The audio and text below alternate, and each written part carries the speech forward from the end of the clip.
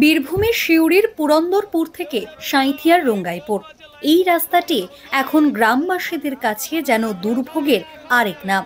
Tilpara barrage সাময়িকভাবে বন্ধ থাকায় সকল গাড়ির চাপ এসে পড়েছে এই গ্রামীণ রাস্তায়।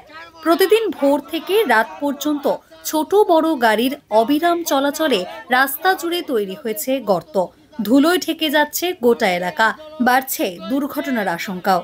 ভাষায় প্রকাশ করা যাবে না যা সমস্যা আর কি।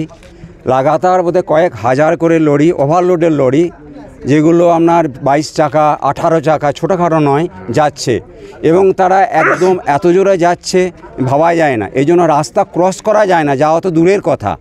মুমূর্ষু রুগী, বিশেষ করে আমাদের স্কুলে ছাত্রছাত্রীরা, স্কুলটা পুরো রাস্তার উপর অবস্থিত, যা টান, ওখানে সিভিক দেওয়া আছে, না দেওয়া নয়, কিন্তু সেগুলো সবসময় থাকছে না, এই অবস্থা। বেহাল রাস্তা সংস্কারের দাবিতে শনিবার ক্ষোভে ফেটে পড়লেন গ্রামবাসীরা।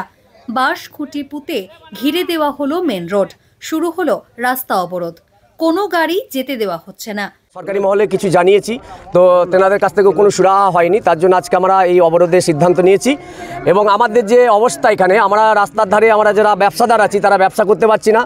ইতিমধ্যেই আপনারা হয়তো অনেকেই জানেন খবরটা, যে আমাদের রঙ্গাইপুর টু পুরন্দরপুর রাস্তার ওপরে পাইসর মোড়ে একটা মোটরসাইকেলের দোকানের সামনে একটা টায়ার বাস্ট হয়ে যায়।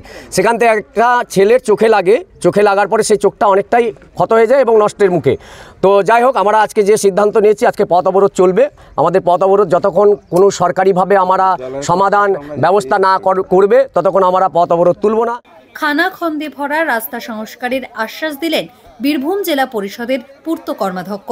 মানুষের যে অভিযোগের সঙ্গে আমি সহমত।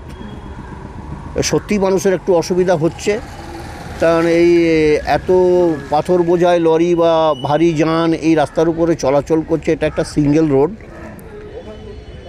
আপনাদের জেনে রাখা উচিত, বা আমরা জানাতে চাই আপনাদের মাধ্যমে, যে এই রাস্তাটি PWD roads government of west বেঙ্গলের থাকা সত্ত্বেও এটা আমরা কিন্তু হাইওয়ে করার জন্য আমরা অলরেডি ন্যাশনাল হাইওয়েকে আমরা এটা হ্যান্ডওভার করে দিয়েছি, এবং মেনটেন্যান্সের কাজ তারা মাঝে মাঝে এই রাস্তায় করে।